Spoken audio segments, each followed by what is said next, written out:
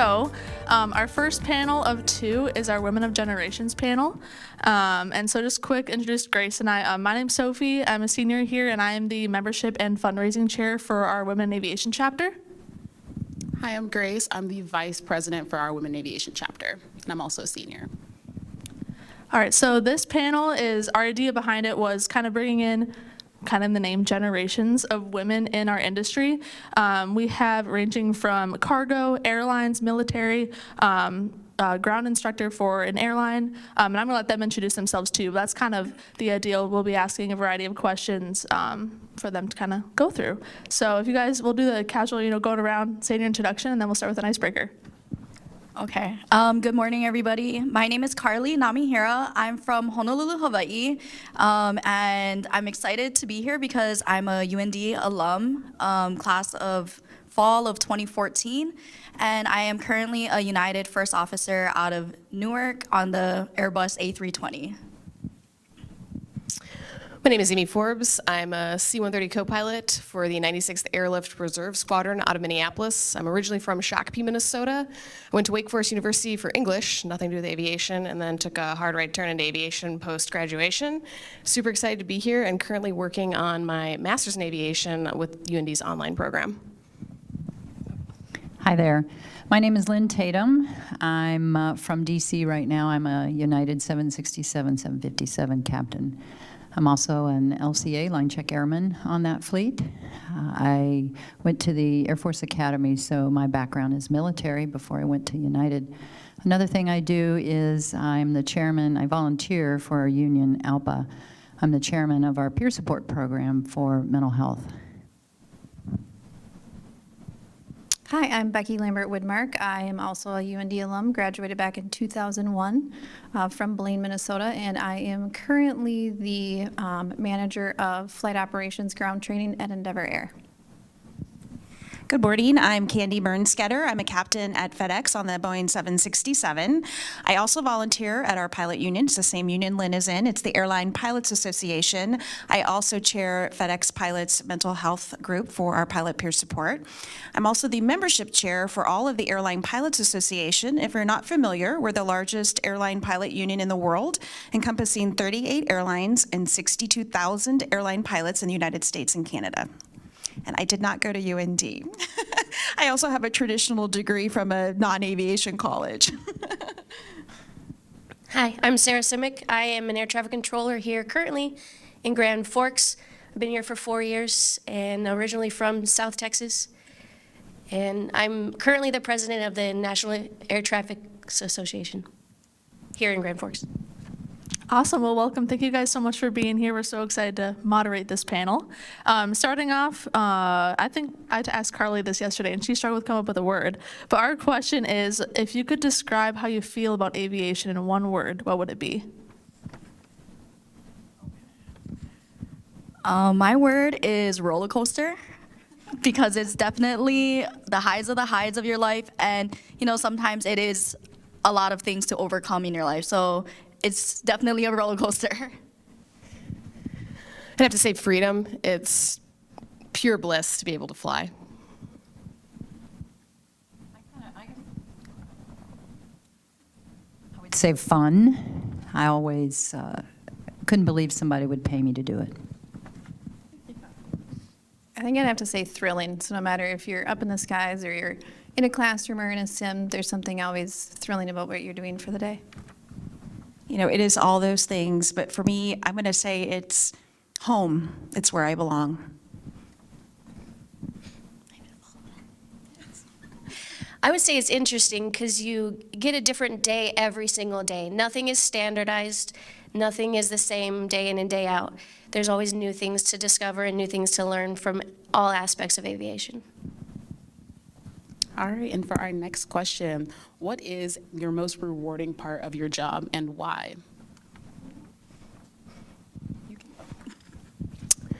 Our unit does a lot of humanitarian work along with standard military work throughout the world. So we've done a lot of food, water, medical supply runs after natural disasters hit, and I really enjoy those.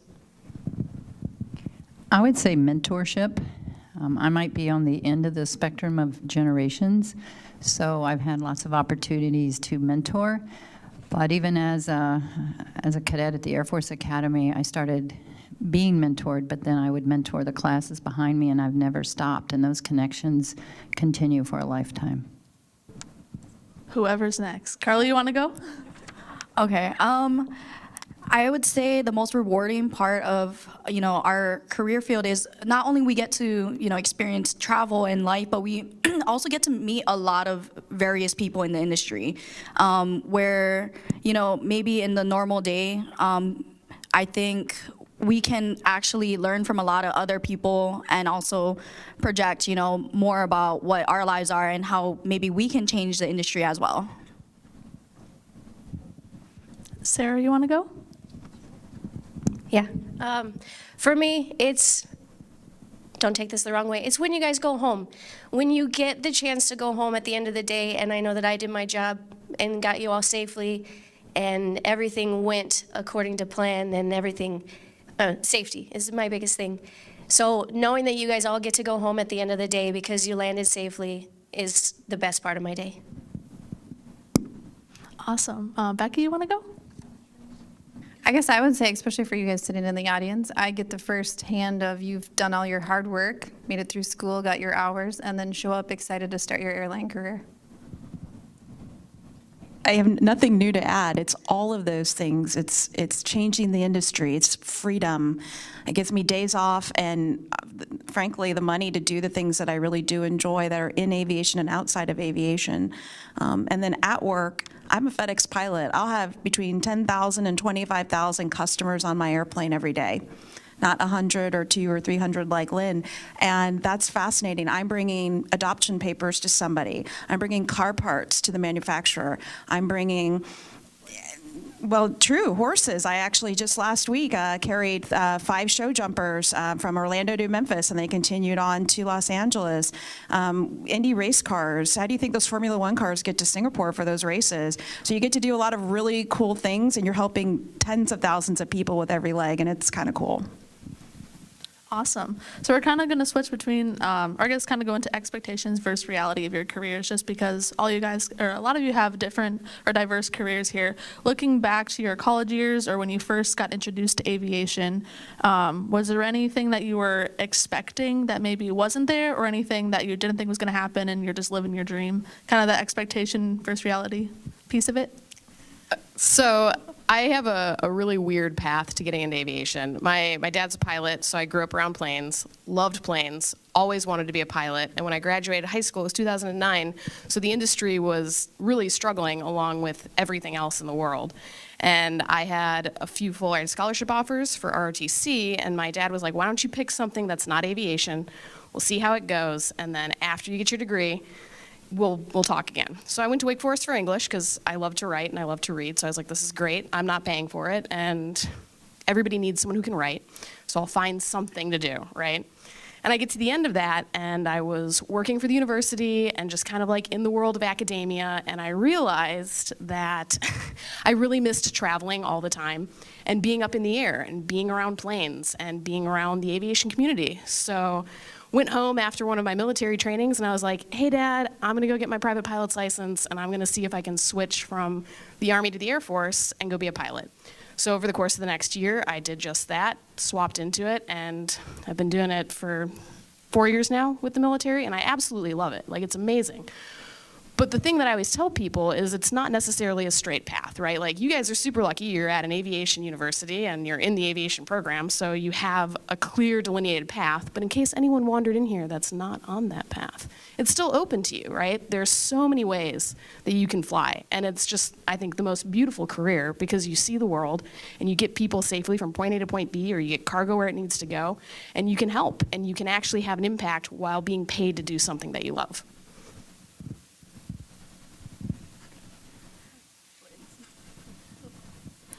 All right, we're going to go into, unless anybody else wanted to add something.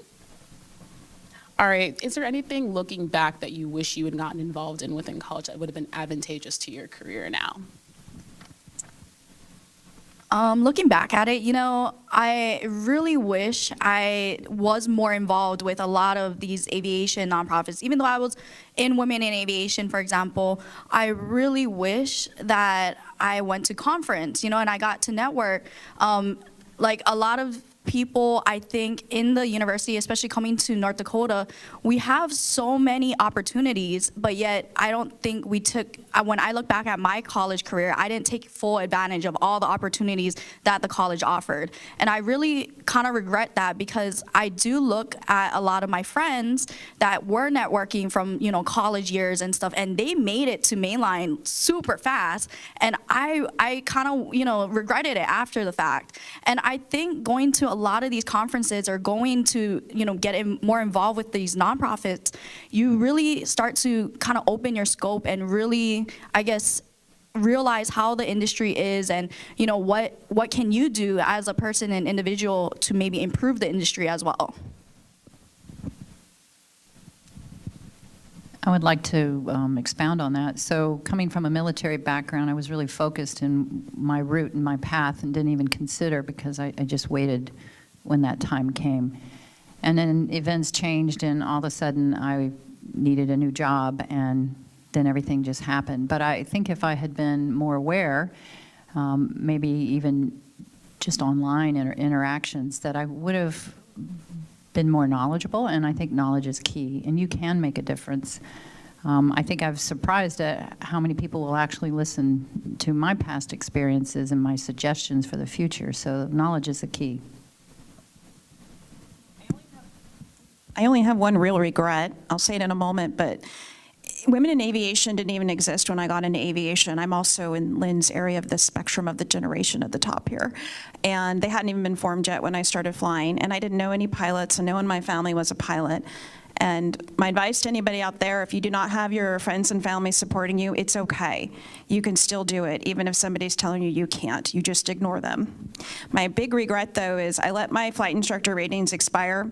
I was a captain at I never even flew at a regional airline. FedEx is my 6th airline, and frankly, this is an hour panel, so we won't go through all that. We don't have time.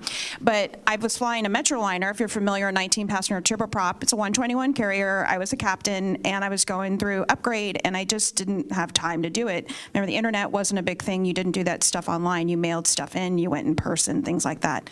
And I let it expire, and I absolutely regret that to this day. I worked so hard for a CFI, II, MEI, and I just let it go, thinking, well, I'll never do general aviation again. So that's my big regret. If you work hard for those ratings, keep them. Thank you.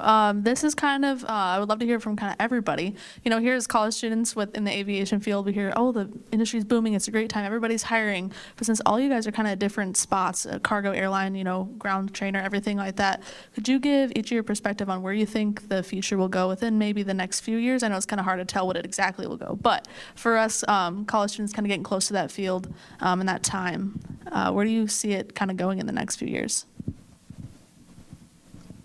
We'll start at the end with Sarah. She's ready. Yeah.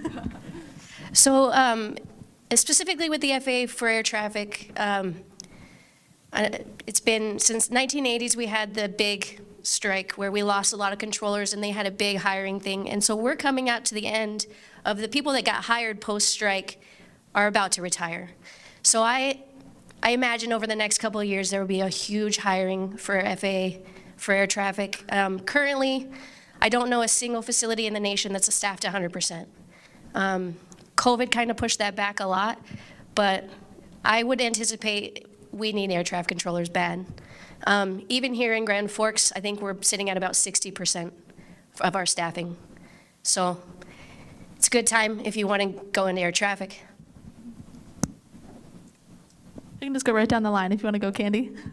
Air cargo is always going to be increasing. It's absolutely huge now. It was insanely huge during COVID because there is cargo put on passenger airline in the bellies and the underneath that wasn't being flown, so we had to pick up that slack. And it's supposed to increase. But there's a lot of changes with the environment, with regulation, with fuel that are coming really beyond the scope of my expertise. But I do know, like, after 2028, ICAO has a regulation of, like, certain airplanes we fly now at FedEx can't be built the way they're built now, including our Boeing 777s and 767 freight models that are right off the factory floor from Boeing. They'll have to change. So I know United, one of the United pilots chimes in, has been doing some really forward thinking on alternative fuel and supersonic flying. It's really hard to predict where it's going to go, because if we go back 20 years, will we have thought it looks like it does today? So I think it's a really exciting time to get in, because I think there's a lot of opportunity. And from the schoolhouse side of things, I would just say, pre-pandemic, we did everything in-house, right? For a lot of the regional airlines, everything was in classrooms, and now we had to move through to still be able to teach things and move to an online type course, and still doing some stuff in-house. But I see for the future of just thinking of those different ways to keep you still engaged in those online learning pieces, so you're still getting the same amount of effort and things like that with the in-classroom portion, and not feeling left out or not at standards as you're going through your trainings. Well, I can certainly talk about a pilot shortage, but everybody knows about that, so I won't. That's going to be a real challenge for many years. So I encourage everybody to really think about your path, because you do have lots of opportunities. But touching on what Candy said, there are a lot of changes coming out there. Things kind of came to I wouldn't say a halt, but a slowdown during COVID. But a lot of airspace changes, spacing and stacking airplanes across the Atlantic. Well, that's been happening for a long time. Next gen airspace changes. And I think all that's getting pushed forward with upgrading our airplanes and our electronics. So what does that mean? Well, for a pilot, you'll be learning new things. For the old people like me that haven't done that before, it'll be a change. But it does open up other majors and other areas of focus, I think, for you guys. I mean, the military is always going to need pilots. I think we've pretty well established that air superiority is what keeps us safe, and we have that. So I don't think we're going to see a decline in the military's attempt to retain their pilots and hire new pilots, because we do have a lot of pilots currently leaving for civilian aviation, mainlines, majors, all that stuff. So there's always a job there. I think my answer is going to be completely opposite of, or not anything regarding anyone else said. I think for me personally now, I'm so excited to see in the last few years all of these diverse organizations popping up. We have Professional Asian Pilots Association, Latino Pilots Association, and I look back at it, my whole career, my short career so far, the only thing around before was Women Aviation or OBAP. And now with all of these organizations kind of coming up, I think we're going to be coming and seeing in a very short time a little bit more diverse and inclusive, I think, industry than what it was before. Thank you. So we're going to move into something a little bit more personal. We're going to start talking about relationships with people in the industry, families, kind of just going into that, because I feel like a lot of college students, we think about these things maybe in the short term, but these are still things that we will encounter in the industry once we move on. So we're going to start with, how do you balance your family life? For those that have families. If you don't mind if I start, I'm actually talking about this on a panel next week at Women in Aviation, 1:45 p.m. on Friday. I have 4 panelists that are airline pilots and their mothers, and some are married, some are not, and how are they juggling that? And I'm going to leave it to those experts. I am married to another pilot, and we don't have children. And we're older in our life. My husband would be retired if he was still at the airlines. He's a sim instructor at FedEx. But we're going to record it, and I highly encourage, I'd like to hear what everyone has to say here, of course, but I'm going to leave it to the experts that have those family relationships. I'll go first. I am also married to an Air Force pilot. He was hired with United temporarily for a while, and industry changes, he stepped into a government role. But it was a challenge in the beginning as a young mother. It was not like today. There was not a lot of movement, so I sat on reserve, on call, commuted to my job that I was told was the best job in the world. But I was pregnant and I had an infant at home, and so I had a lot of personal stress. And honestly, I almost gave up because I felt like I was a bad mother. I didn't know what being a mother was like, so I just assumed I needed to be home. So fast forward maybe middle school, high school years, I stayed senior, and we have that's a pilot's life, and the airline seniority. So I chose to stay senior and not upgrade at every possibility so that I could work the days that I wanted to work. So I would leave the house Sunday around 3 p.m., and I'd fly somewhere, usually Europe, and I'd come home Tuesday by 3 p.m. And I have that whole rest of the week off. So I volunteered, I taught classes, I had book club with my daughter, and so actually, when I was home, I was 100% there for my kids. Now, I did get some grumbling from my kids through their years. I wish you were like all other mothers. And I said, really? Let's talk about that. And I would bring some examples. I said, well, what did you do yesterday? We took a day off, and we went to this museum, and we went there. And if you ask my adult children now, they will say that it was really great because I had a lot of time. So I guess for all of you just starting out, you just need to educate yourself on relationships and when it's right to have your children and be true to yourself and just know that there's growing pains no matter what you choose to do. Amy, you want to go? So I'm 30 and I'm not married yet. I'm engaged.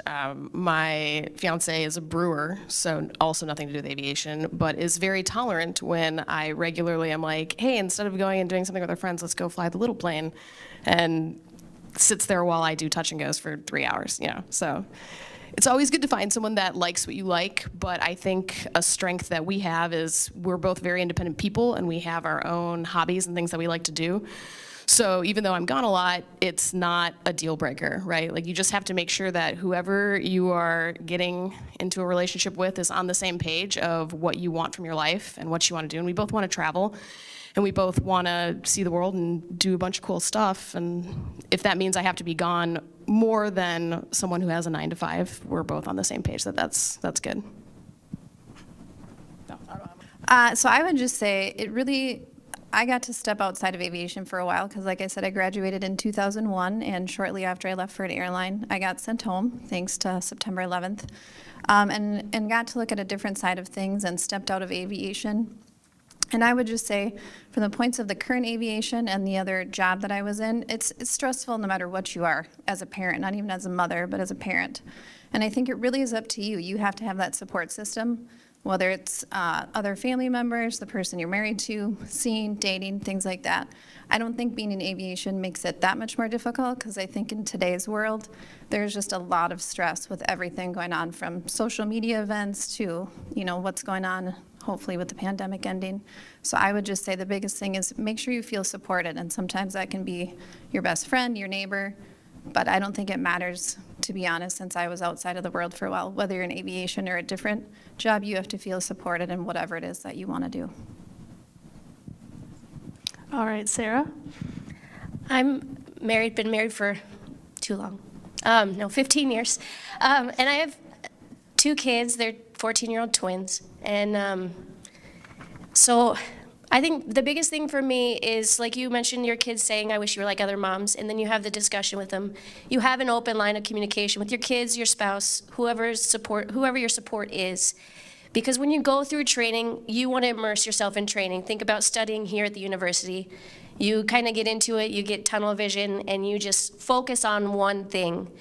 And so you have your support through that time of your life. And then once you're done with the training and you're on your job, our biggest thing here at Grand Forks is pretty huge. You give 100% in the building, and when I leave, I give 100% to my family. So you each get a separate 100%. I don't take any of it home with me. I'd like to add one more thing, listening. In addition to support, you have to have trust. And in the early beginning, I had people say, isn't your husband jealous that you're flying with all these guys? That you're going to London and Zurich and Geneva and Hawaii, and doesn't he get jealous? I said, yeah, he does, because he wants to be there too. And the truth is, a lot of people do struggle with relationships and jealousy, and I never understood that, because we're so honest in our family, you just can't have it. No matter who your relationship is with, you just have to be honest, and you have to, it's very liberating to have that trust. But I do see a lot of people struggling with it, affairs and all that kind of stuff. There's no reason for it. So I do take my husband when I can get him on a plane to Hawaii and Geneva and Zurich, but he's not jealous of who I fly with. So this one I'm gonna kind of pick on Lynn and Candy here. So from the start of your career to now, kind of going into being a female in aviation in our industry, I'm sure you've had some encounters of, oh, who's the captain of this flight, or just scenarios like that. If you have had those, have you seen any improvement from where you started to now? And kind of how do you deal with that if you do have somebody come to you? Yes, I've seen all of that. And yes, I still see all of that. But here's my real ask from all of you. Please come into the aviation industry and make it better, and we'll fix it. I can't do it on my own with everybody that's here right now. We need you guys to be in it to make it work. My friend Jenny Beatty is an American Airlines captain, and I would say, hands down, she is the foremost expert on harassment in the aviation industry, and she's got a great little handout that I carry with me. I'd be glad to share for later, and how to handle situations, everything from subtle comments, which are microaggressions, to the full-on legal definition of sexual harassment. I'm not sure how deep we want to go into this subject. This could be an all-day conference.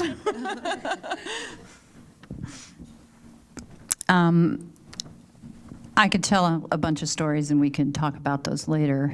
I remember coming in '92, being hired with United, and I felt like every time I greeted the captain, I had to tell him my history so he would relax, so his face wouldn't be going like, oh. And then I stopped doing that, and I just showed up prepared. I can remember as an engineer on the 727 panel, the captain turning around and saying, don't speak unless you have a problem. Or as a young first officer, these are all my switches. You asked to touch them. But that doesn't exist anymore. You won't see that at United Airlines at all. You won't see it, and if you do, you'll have plenty of support to change it. And that's what's good about what's coming. Now, even as a 30-year with the airline, 767 captain and LCA, I have a red stripe on my badge. I do still get people that, I don't know if they directly challenge me or it's just their nature to run over me.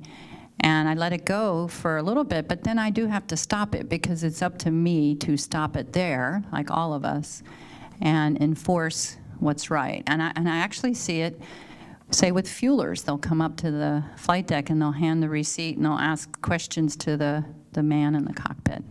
And I kind of go like this, and I point to my stripes, and he goes, oh, Captain, is it okay? We topped off at this instead.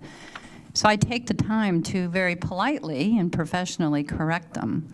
I've had to do the same thing with first officers. We have to every now and then when I walk onto the jetway and they're briefing the flight attendants. Like, why are you briefing the flight attendants? That's my job. But I don't say it in front of them. But we have those conversations. If I just didn't say anything, it wouldn't change. So like Candy said, we just need to take it forward, and it is changing.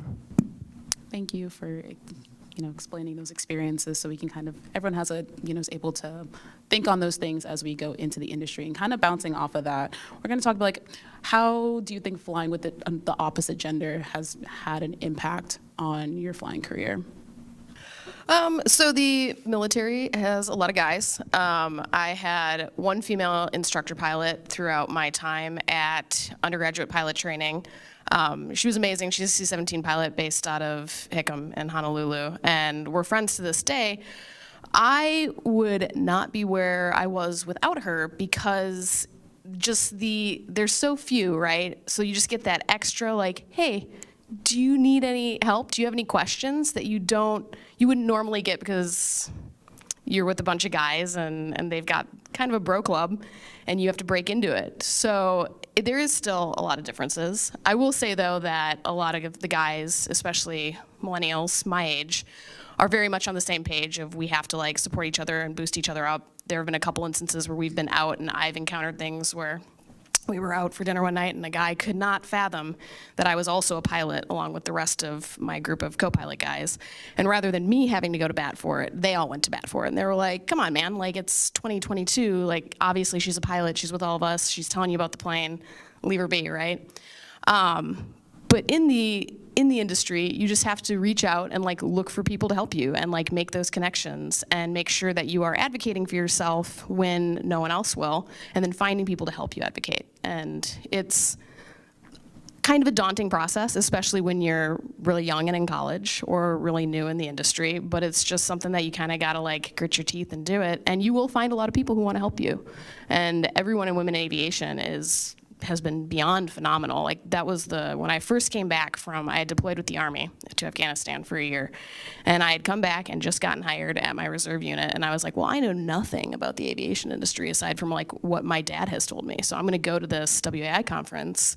And it was in Orlando, and I met so many people that were just like, oh my gosh, here's my card, here's my number, if you have questions, let me help you, let me show you the way. And so you just gotta look, and there are definitely people out there that wanna help. Obviously, flying with men has been the norm of my career, but I will say I just came off of 10 years on our Boeing 777 as a first officer, where we tend to fly with multi-crew, 3 and 4 pilot crews for the long-haul flying. And we used to make jokes, but honestly, they're true. When there was more than one woman in the crew of 3 or 4, the airplane was going to be cleaner and it was going to smell better. Seriously, but when I got to FedEx 18 years ago, 4% of our pilots were women. Here it is 18 years later, 4% of our pilots are women. Hasn't changed for us yet. It's getting there. Tiny little baby steps. I think the interesting thing for me personally is we're so used to flying with men, you know? It's the opposite thinking is when we fly with a female, it's like, it's kind of weird all of a sudden. And it's, to me, it's interesting because it's almost, I don't know if you ladies get the same reaction. It's like a excitement, but also you all of a sudden get like nervous because you're like trying to be almost, on top of your game, perfect, because you have such a high expectation for, I think, yourself and each other, that you want to make sure the flight goes perfect. So I always see this, it's funny because when we both look at each other, when we step into the cockpit, we're like, yeah, and then you're like, okay, yeah, you get to work, do this, and it's the most, I think, at the time, serious flight I've ever been on, and then the most funnest flight I've ever been on. I've had many instructors at the training center tell me, and a partner for 2 girls, I just love teaching women because you come so prepared. And I kind of get offended by that because I think, well, what am I doing any different than anyone else? Well, no, like whenever I work with the women, like you're just, you study, you plan, and you're prepared. And then I asked myself, why is that? I've been doing that for years. Was it because I was worried about being accepted? Was I worried about, was I good enough? It might be. The truth is, I've been working for United for 30 years and I still prepare before every flight because I don't want to not know silly things that I should know. And I'll find something that I don't know. But I do hear that a lot at the training center. Awesome. So kind of backpacking off of that, from where I know Candy mentioned, it's still the same here in cargo where FedEx hasn't quite gotten there, but we know we're making progress. We see that here even at UND. I think it's like 12 or 13% of our college population is female pilots. But where, I guess, obviously we see room for improvement as it's growing, but how much do you see it going from, airport to airport? How often do you actually have a full female crew, or whether it's flight attendants or you and a captain? How often do you actually see that? I think it's actually pretty rare still. Since my short time at United, I still have not flown with a female captain. At Endeavor, I would say it was only like maybe 5 first officers I've flown with. And we did the calculation with the number, when I was at Endeavor Air, with the number of females at the time, we did the calculation, what is the odds that we would end up flying together? And it was like a 0.33% or something really ridiculous. So the chances of us flying together, we kind of looked at it as it was an excitement, that we actually got to experience that, because I've talked to other females at Endeavor at the time and they never flown with another female. So it still is, I don't know, kind of rare, I guess. I'd just like to tell a funny story. When I was a new hire at FedEx, I was a second officer, so flight engineer on the 727, so 3 pilot complement. And Thanksgiving, the day before Thanksgiving, we flew to Kansas City and had a layover all over Thanksgiving Day. And then Friday early morning, we were flying back to Memphis. I was paired with a female captain and first officer. And there we are at 6 a.m. the Friday after Thanksgiving, and 2 FAA inspectors decided to give us a ramp check. And it was actually pretty funny. The first guy came up the stairs and opened the door. The three of us turned around and smiled and said good morning, and he just was speechless. He turned around and he yelled, Bob, get the camera, Bob. You're never going to believe this. And I really, to this day, I don't think he ever checked our certificates and did the actual ramp check. He was very distracted. The last I knew, United was about 7.4% female, somewhere around there. I pulled the data 2 weeks ago. Correct.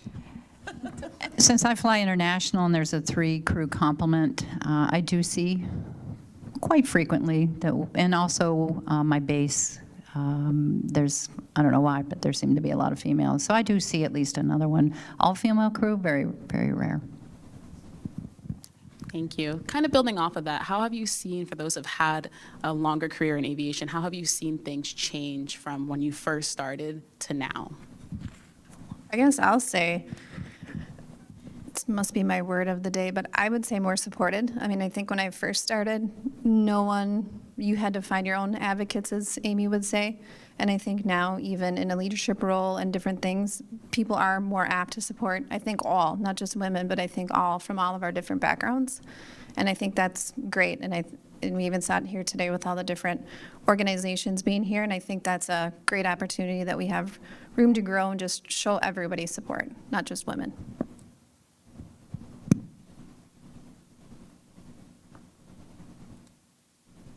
I think what Carly said, all the groups, the diversity, it's destigmatized even.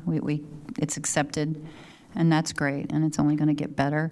We're trying to change cultural things, and we're doing it. It just takes time because there's a lot of differences in generations still, because we fly till we're 65 on the main line so far. So there are differences generationally, and so it's not really about your race or whether you're female or male. It's even goes deeper than that, and that all is starting to be accepted.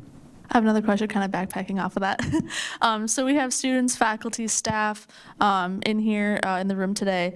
What advice do you have for us? Like, what can we do now for our students, our instructors, our staff? What can we teach? What can we help that you see in your industry that there's lack of course, the diversity, but what can we do, I guess? I'm just really excited for the future, and I guess I'm old enough, I'm in that upper generation, but young enough I'll get to see some of it happen. But my advice is to be your authentic self. Show up as who you really are, and that should be the way you should be included into this group. Being yourself. I think my advice, I see it very frequently that in college, you try so hard. You're like studying a bunch, you get the 4.0, and then, you're very involved in college. You do sports, you do all these extracurricular activities, and then when you get to the regionals, all of a sudden, you're like, oh, I made it. And then you just stop, So I also see it where people maybe try in the regionals and they're like still kind of involved with nonprofits, but then as soon as they get their dream career job at the majors, they just stop, and you don't see the as much people from like a regional carrier or major carrier that is trying to, still make a change. I would say a lot of my friends, especially, they were so involved in college, and then once they hit to their dream airline, they just kind of went MIA. Now I don't even know where they are. So I think part of it too is remember that you are still making a change. The industry is still growing. It has a lot of room to grow.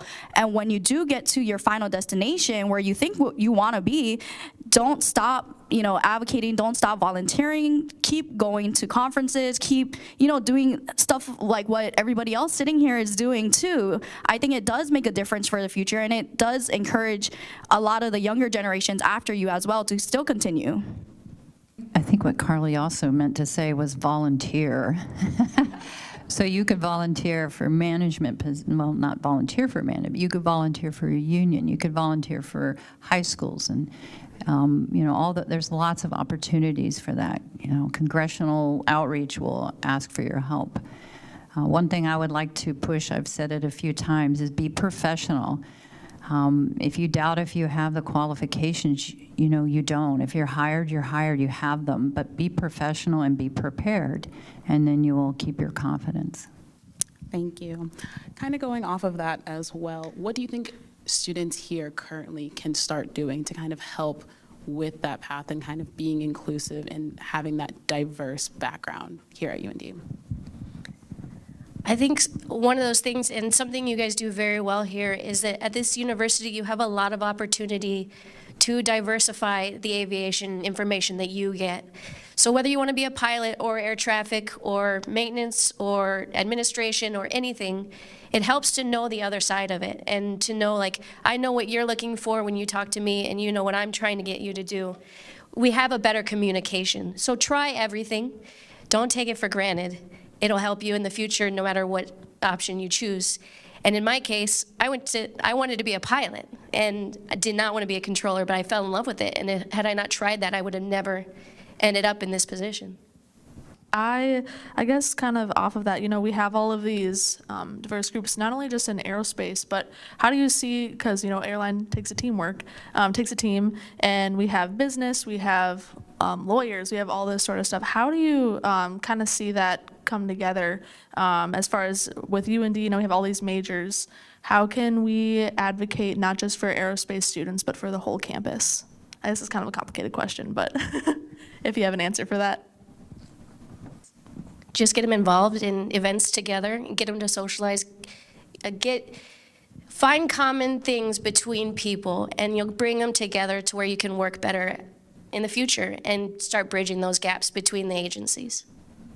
Kind of going off of that, kind of just wrapping it up, how bringing in like the education aspect of it, how, for those that didn't do a traditional aviation background, how did you find that having that background has benefited you or not, kind of going into the industry and, being able to outreach and network?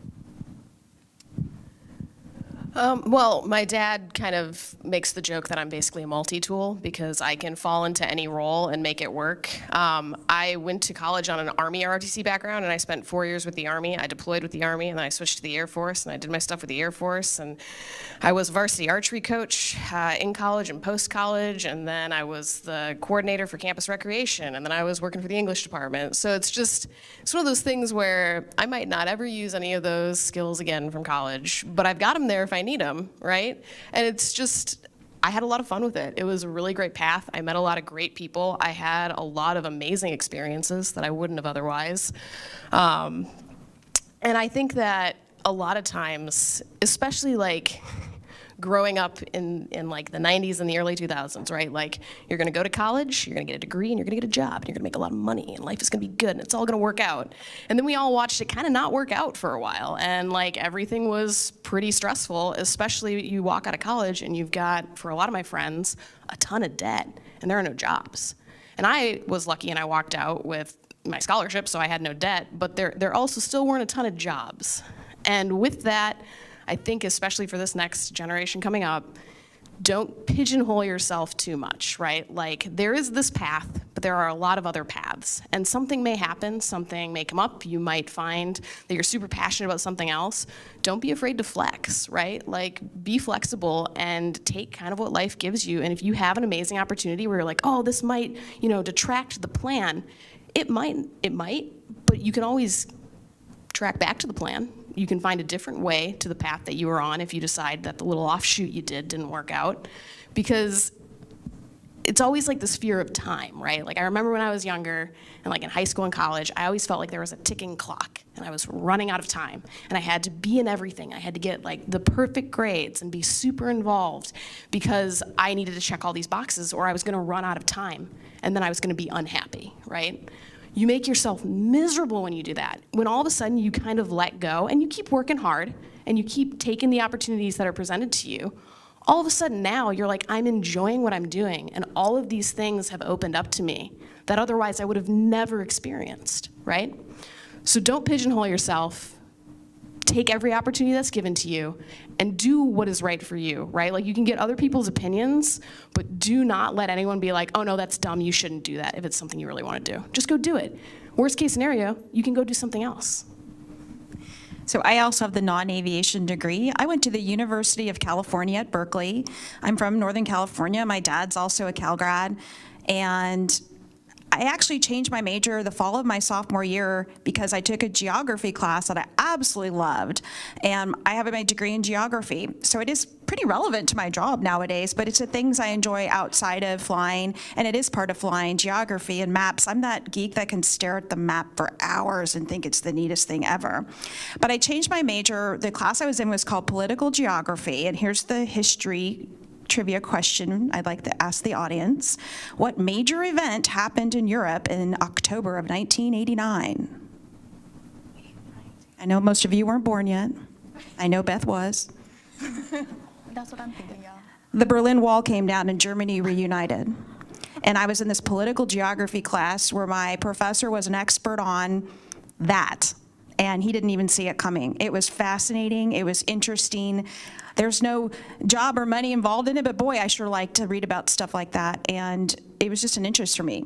I didn't go to UND or Embry-Riddle or Auburn or Delta State because I didn't know those schools existed. Because remember, I didn't know anyone who was an airline pilot or anything like that. So I just went the only route I saw and knew, and that's where I ended up. But yeah. Even though I graduated from UND, I actually majored in aviation management. And the reason why I picked this major was because I wanted to, just in case, have a backup, just in case in the future maybe I lose a medical, or maybe there's a lot of restrictions in this industry that you never know what can happen. For example, like COVID, there was times where all of us thought that maybe we were going to be out of a job. And I was thinking, I want that backup. I grew up in an aviation family. I saw furloughs, I saw bankruptcy, and I want a slight second, option to fall back on. And I'm so glad that I ended up getting my business degree, and then I continued and got my master's in business.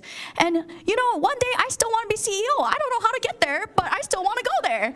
And so I think always remember, kind of have a little bit of a diversity and in your decision on whatever you want to do, because remember that this industry has a lot of constraints at times, and we need a little bit flexibility on our either careers or money or even hobbies. I think having a business background did help me get to volunteer a lot more, get me into positions in nonprofits that I don't think I would have ever had. Also volunteering for ALPA, doing legislative summit, doing a lot of things with Congress. It really, I guess, makes you a little bit more positioned for the real world in maybe things that you never expected. Yeah, and I just want to piggyback off Carly and talking about everyone, has their certain plan that they're thinking of today, whether you want to run an airport or you want to fly for an airline, and just to know that there is another path, right? I wasn't expecting to lose my medical either, things like that, taking different paths, but there are still other opportunities and needs out there that we need for people to be training, be a sim instructor, be a ground instructor, be that CEO, be that manager, and don't lose sight that you can stay in aviation if you can fly. One last thing I'll add to that. My stepfather was a Navy pilot and Pan Am pilot, and when I got hired by United, he looked at me and he said, that's a good job, but it can be really boring. He said, you got to get another gig. You got to get another gig going. He said, you need to do something interesting as well. And whenever you can, take other classes or get another major, because there might be something else you want to do while you do your job. And I kind of thought that was bizarre because I was raising my family and I was really busy. But he was kind of right because of all the things that you just said. I mean, you could be a pilot with an airline and then decide you want to be a flight manager or a VP or something. And, all those degrees or whatever classes you did would help you. Or maybe you just like English and you mentor your kids. So I do encourage you to get another gig. Contributing to your experience in college and kind of your background of going into whatever field you were in, what was the one experience or that you think back on that just comes to mind right away that positively contributed to your career or benefited you in any way? I would have to say growing up around aviation and just never, like, it was never a question of, like, can you do this? It was more of a should, and not based off of anything to do with me, but with the industry, right? And so just having that support in your life and, like, having those moments where it's people support you and they tell you, yeah, you can do this, and you can do it. Like, it might be hard, but you can do it. And even if your family isn't on board, because I have plenty of friends whose parents are horrified that they're Air Force pilots, right? They think we're going to die. And we fly C-130s, so there's a very slim chance, right? And it's just, but it's one of those things where it's like people who don't fly, they have that perception of it's a dangerous profession. And you shouldn't let that stop you. You should just do what makes you happy. And they'll come along, right? Like once they start to see what you're doing and what you're into, it gets better. So yeah, probably just that. You know, I had a chance random encounter when I was a captain on that Metroliner. I had a jump seater up to Ponca City, Oklahoma. Y'all know where that is. And it was a female pilot, another airline. I don't remember what airline. And she's like, oh, hey, you going to the conference next week? And I'm like, well, what conference? Because I still didn't know about women in aviation. It had now been founded and started, but I didn't know anything about it. And she told me about it. It was actually going to be in Memphis, ironically, where I live now. And I actually thought, I'm going to confess something to all of you, is I don't need a women's group to make it in aviation. Look at me, I'm a 121 captain. I actually thought that. It's horrible, right? And then I ended up talking to my girlfriend who's a pilot at Trans States, and she was going to the conference. So we said, okay, let's meet in Memphis. I go to the DFW airport. There's one shot for me to get there on American Airlines. It's an MD-80. It only has one jump seat in the flight deck, and I have to sit in it because it's completely full, and then we take a maintenance delay, and I think the airplane's going to be hard down, so I was just going to go home. They fixed the plane, and I happened to get there. You see how this is getting more and more random encounter. Got to the Women in Aviation Conference, went on that fantastic exhibit hall floor, and my friend Julene was a pilot at Trans States, like I said. That's a member of ALPA. So she wanted to go to the ALPA booth and say hi and sign in and see what they had going on, and I'm not in ALPA, so I just sat there and was kind of waiting for her, and the booth next door was the International Society of Airline Pilots, or ISA plus 21. It was a group of women airline pilots around the world, and they said they had scholarships. I'm like, oh, scholarships, oh, maybe. I ended up applying. I ended up being a runner-up, and then I ended up getting awarded. I won a 737 type rating. I was flying a Metro. I went and got a type rating of 7.3 for free. And then when I interviewed right before 9/11 at my first jet job, it was for an MD-80 job. It's a now defunct airline named Vanguard out of Kansas City. The director of operations actually said to me, and this is a quote, well, I know you can be successful in our program because you have a 737 type rating. You can definitely make the jump from a Metro. And I was hired. That changed everything for me. And it was so random, from didn't know about women in aviation, wasn't going to go, airplanes broken, would never have seen the ISA booth, everything. So it's what you said, Sarah. It's keep your options open. You just don't know what you don't know. I think mine is just passion, right? I mean, we're all in here, we have a passion, and whether you've been in the aviation industry for a couple months, 5 years, 10 years, 20 years, I would say don't get rid of that passion, because that's what's going to drive you to do your best each day and stick with what you plan for your life, no matter what it is. So keep up the passion.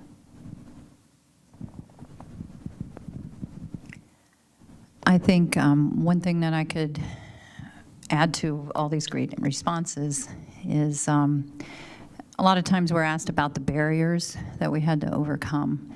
And we've already talked about a lot of barriers, and even though ours were different in the past, there's still new barriers here. But I think the biggest barrier that you could have are the ones you set for yourself. The expectations or the disappointments, or, how you push yourself or how you don't. So just really look inward at what you consider a barrier.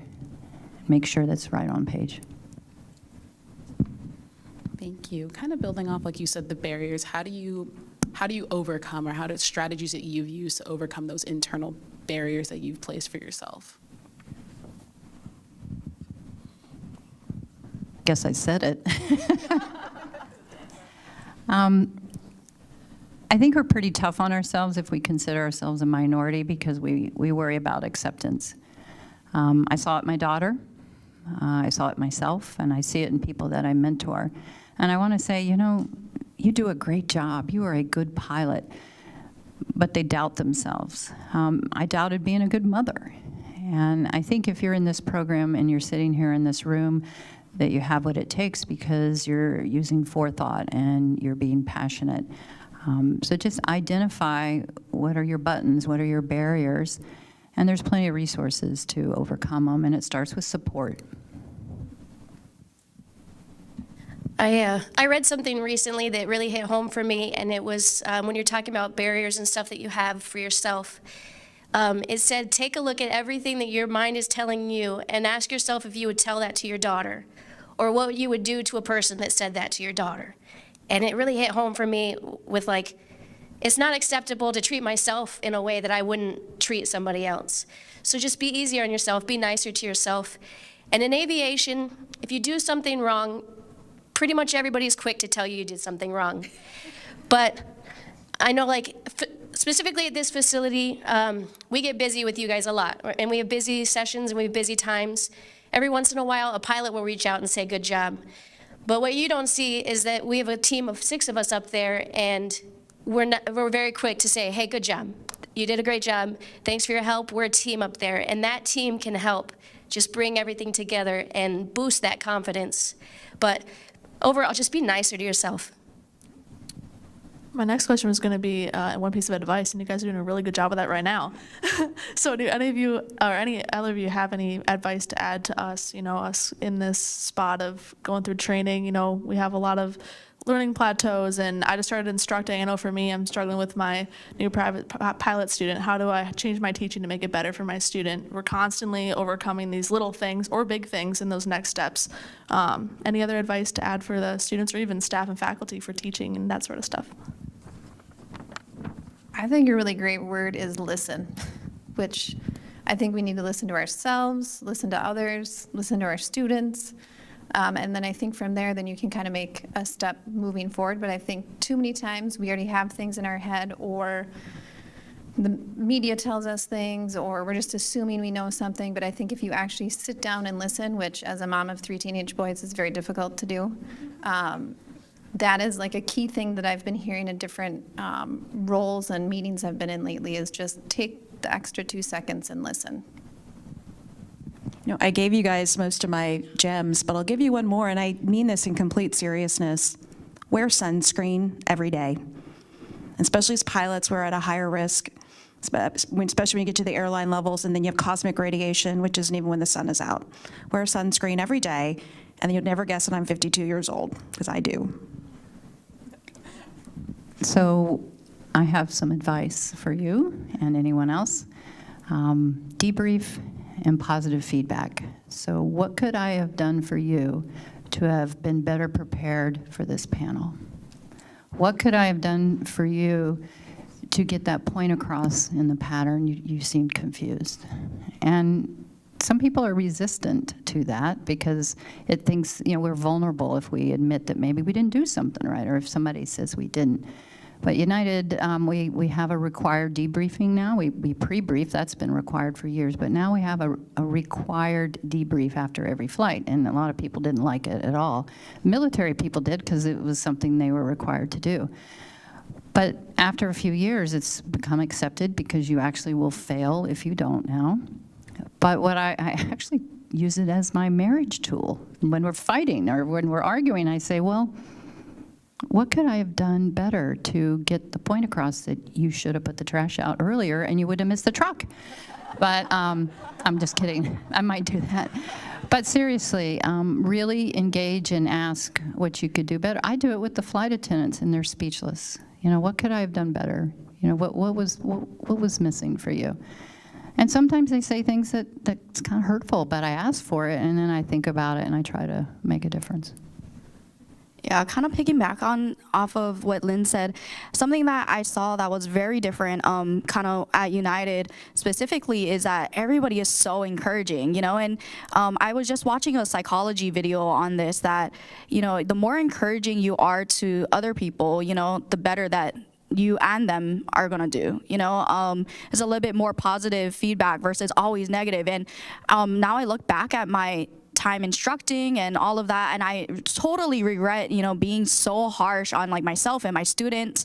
It was like very difficult, and you're in this like little bubble that you always have to be correct, right? Like aviation, there's always right, there's never wrong. So it was hard for me to always see the light of things at times, and it's hard to kind of project to your students, even though even though you're doing this landing and you're going around like 10 times on the one landing, it's kind of hard to get them to give that positive feedback. And instead of saying, oh, nice job going around, instead you're like, man, you should have landed, So I think kind of looking always at the brighter things all the time, it does help, and trying to actually project that somebody is doing a good job and looking kind of like a half full glass.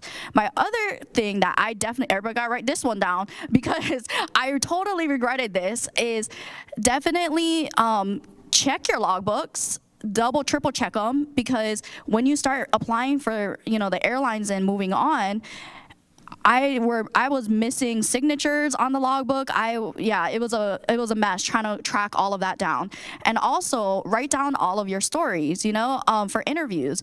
I thought I had the best memory in the world, and now I realize I really don't. So going into interviews, it was hard, trying to jog up stories and good stories, that you would actually tell an interviewer when you're sitting across the panel and you don't sound crazy, So I think kind of making sure that you write down everything from now, some of the stories that you have now, and also making sure that your logbooks and all of that is in correct order.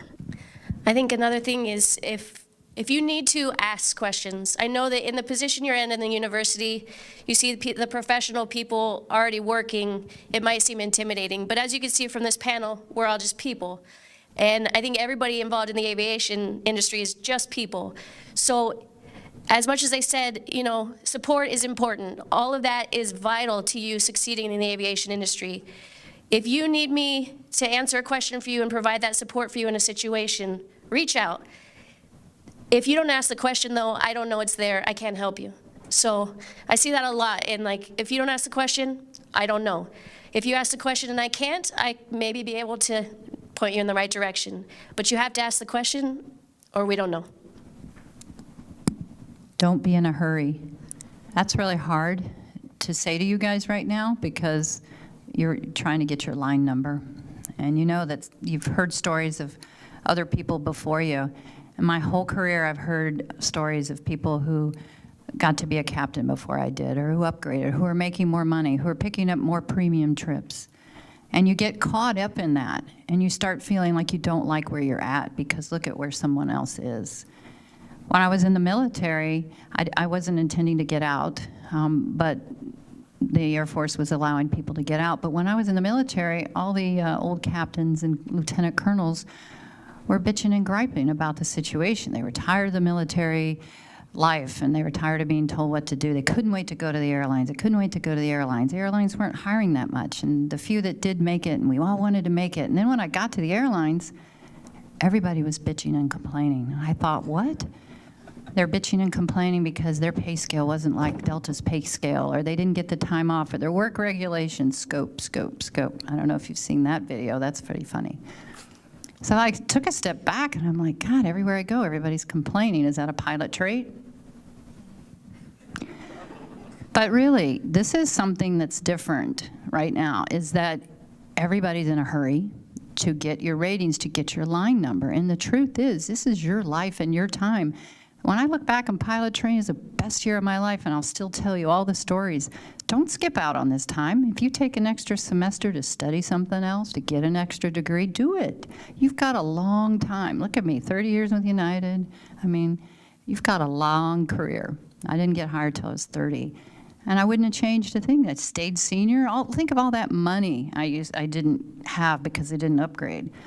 I took 60-hour lines not to work to get paid to stay home. I dropped trips to coach my kid's soccer game. There's $1,500 down the drain, but I wouldn't have traded it. So be true to yourself and don't be in a hurry.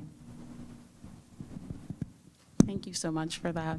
Kind of building off what Carly said, how have you seen personal growth from starting out, whether that be from training to where you are now, and where do you hope to see yourself within the next couple of years in terms of that personal growth?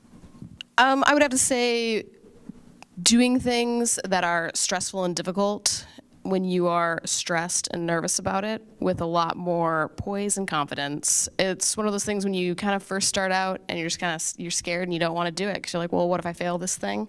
And especially in aviation, because then it goes on your record, right? And so everyone's nervous about that. But it's just one of those things where you just got to do it. And I vividly remember I finished my senior year at Wake Forest, and we had to go to this leadership and development accessions camp for the Army, and it was what you commission out of.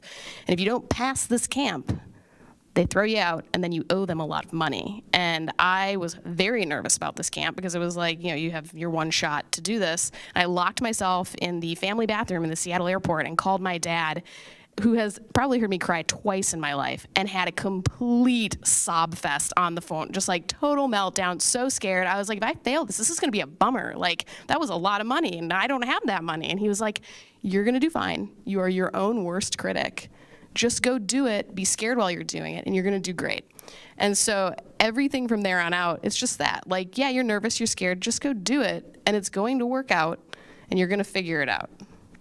Looks like Becky wants to go. I know, I'm just trying to figure out how to word it. I think thinking of different things, no matter what seat you choose to take in your future, you're going to have difficult conversations, whether it's with the person you're in a relationship with, whether it's advocating for a peer, and I think just do it. I guess I just took a Nike thing, but just have those difficult conversations, I think, and that's something growing up through my career that I've had to do a lot of, but I've been able to do that from my peers, from the support at home, things like that, but just have those difficult conversations. I know earlier you mentioned that you didn't need the women in aviation, right, in order to get where you are in life. And I think that mentality is something that's changed for me too. When I first joined the agency, it was about a month after my 19th birthday. So I was very young and very nervous. And the next controller in age to me was 45. So the whole environment there was a little different for me.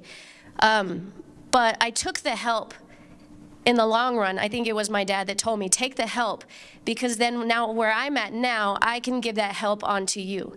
So take the help, take the support, take everything from seasoned aviation employees, because you'll just pass that on to the students after you as well. It just keeps feeding forward. So take advantage of it.